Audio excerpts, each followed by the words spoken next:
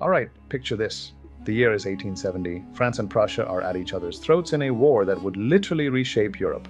But while the land battles were grabbing all the headlines, there was also a war happening at sea, except, well, let's just say it wasn't exactly master and commander because, folks, the Franco-Prussian War at sea was less of a titanic showdown and more of a tragic comedy of errors. You've got one side with a fancy navy but no plan, and the other side with no navy but somehow still winning. Welcome to the weirdest naval war you've never heard of. Now, back in the 1870s, France had a pretty beefy navy. In fact, the French Navy was one of the most advanced in the world. They had ironclad warships, state-of-the-art steam-powered vessels, and a long history of naval tradition. And Prussia? Oh boy.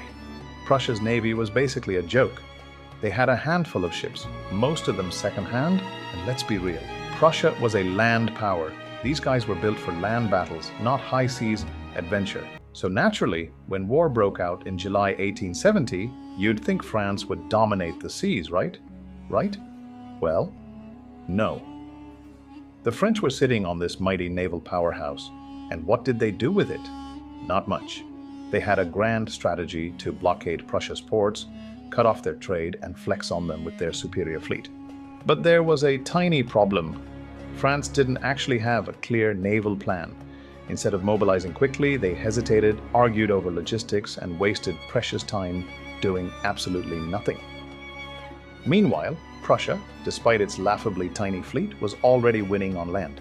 France was losing battles faster than they could say "Vive la République."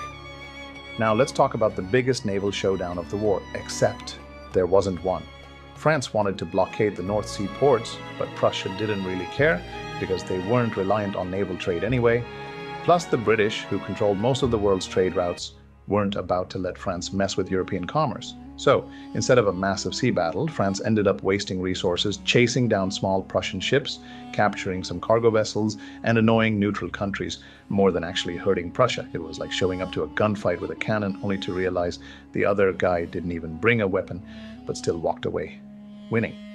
So, how did Prussia survive this naval mismatch? Well, they got creative.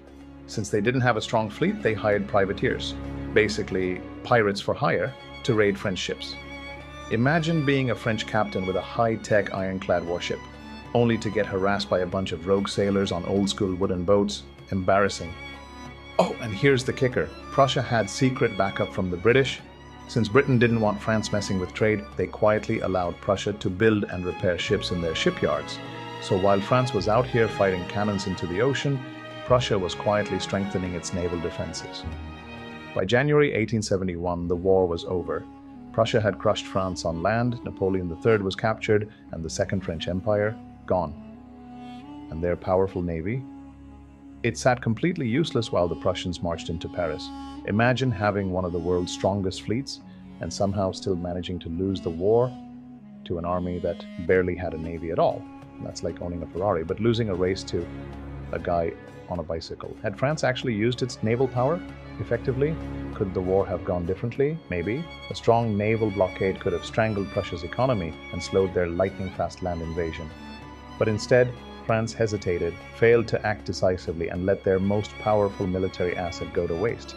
Meanwhile, Prussia?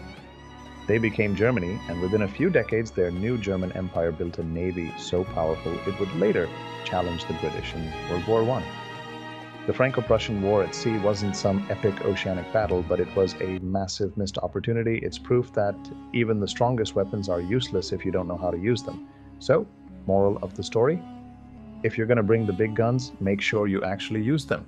So what do you think? Could France have won if they used their navy properly, or was Prussia just too unstoppable on land? Let me know in the comments. And hey, if you enjoy history with a twist, make sure to subscribe.